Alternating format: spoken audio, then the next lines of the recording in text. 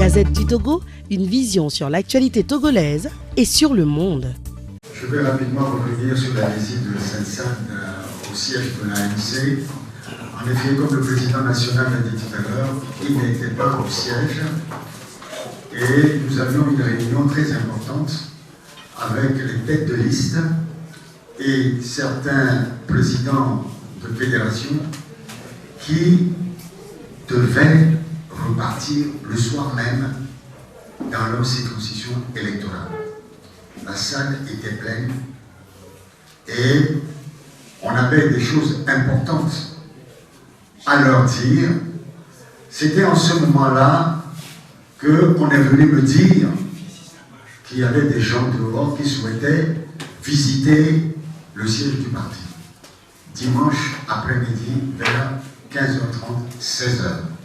La salle était pleine, on avait des choses importantes à faire ici, avec les têtes de liste qui ont fait le déplacement de leur circonscription électorale, ainsi que des présidents de fédération. J'avais demandé qu'on leur dise d'attendre 2 minutes que j'arrivais. Le temps que je règle certaines choses ici, que j'aille dehors, ils avaient démarré. Ils m'ont vu sortir, puisque j'ai vu leur voiture passer là, j'étais dehors là-bas. En aucun cas, M. Favre n'était là. La cour était pleine et dehors, il y avait plein de gens, des jeunes, des dames qui étaient tout le long. Donc, c'est un mensonge de la part de ce monsieur. C'est malheureux pour cette institution.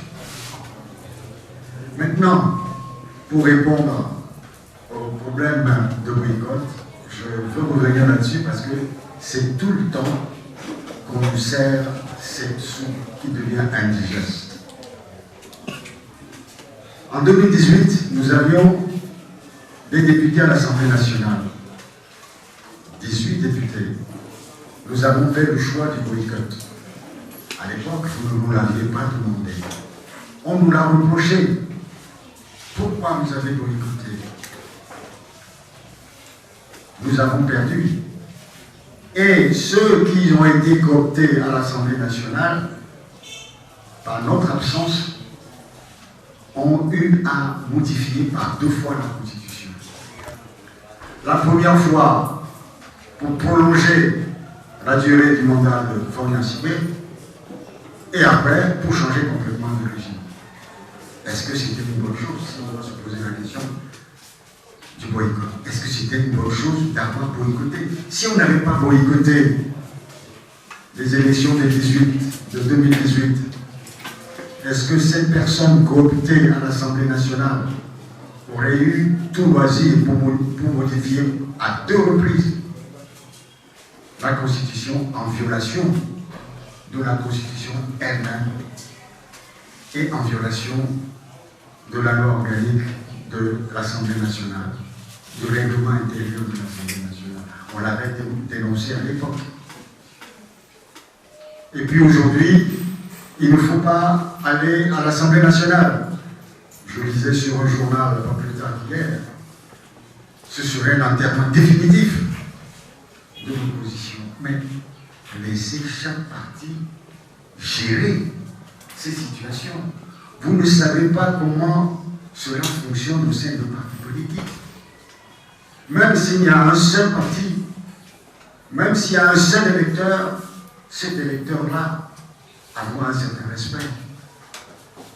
Nous devons réfléchir à comment faire pour que ce seul électeur soit remercié. Nous devons voir quels sont nos intérêts et quels sont les inconvénients que cela peut entraîner. Nous sommes des gens sérieux, responsables. Il ne faut pas, il faut que actuellement on évite. Parce que on a trop entendu, nos populations ont trop entendu des choses, les accusations sur l'opposition, ils ont reçu de l'argent, ils ont fait ceci ou cela. Quand je sillonnais les marchés à la veille des élections, j'ai jamais entendu des vertes de parure. Il n'y a plus d'opposition au Togo. Pourquoi aller voter quand on sait que de toute manière, vous n'aurez pas gain de cause. Vous ne connaîtrez jamais les résultats. Il va y avoir des fraudes. Pourquoi les causer? À force de sortir ça, les populations sont convaincues de ce que vous faites circuler. Et on sait très bien que ces raisonnements proviennent du régime en place, distillés très adroitement sur les réseaux sociaux, et malheureusement, une majorité de nos compatriotes prennent cela pour de l'argent comptant. Et le moment venu, ils restent chez eux. Dans la région maritime, moins de 25% de la population s'est déplacée. Je ne sais pas comment la CENI et la Cour constitutionnelle ont trouvé 61,1 le taux de participation.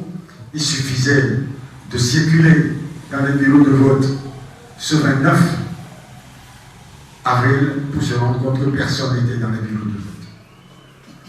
C'est le bon sens. Et puis, au lieu de se retourner vers ceux qui ont organisé la fraude avec violence, achat de conscience et autres, on cherche les poux dans la tête de l'opposition.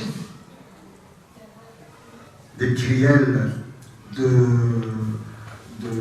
répétition, de fraude, de ceci, ça. Mais ça a toujours existé. Comment éviter qu'il y ait autant de fraudes? Comment faire pour qu'enfin ce régime escroc, mafieux, puisse enfin accepter que le peuple togolais s'exprime librement? Aujourd'hui, le peuple togolais n'a plus confiance au scrutin. Est-ce qu'on peut dire que c'est une réussite, une fierté du régime en place? Quand vous dirigez un pays pendant 61 ans et qu'aujourd'hui on s'aperçoit que les populations que vous êtes censés diriger n'ont plus confiance au jeu démocratique qu'est l'élection, c'est un échec cuisant. C'est ça le vrai problème. Et c'est ça que nous devons, nous, parti de l'opposition, faire comprendre à nos populations. Le République of Togo demandait, est-ce qu'on peut parler au nom du peuple togolais, du peuple? Oui, on peut parler au nom du peuple quand on sait l'écouter, quand on va vers le peuple, quand on discute avec le peuple. C'est ce que l'ANC fait. Nous sommes présents sur toute l'étendue du territoire national. Nous avons ici des réunions hebdomadaires avec les représentants de toutes nos structures, et nous savons ce qui se passe dans nos fédérations, dans nos sections, dans nos sous-sections. Nous écoutons les populations, et nous pensons que nous pouvons valablement parler au nom de ces populations-là.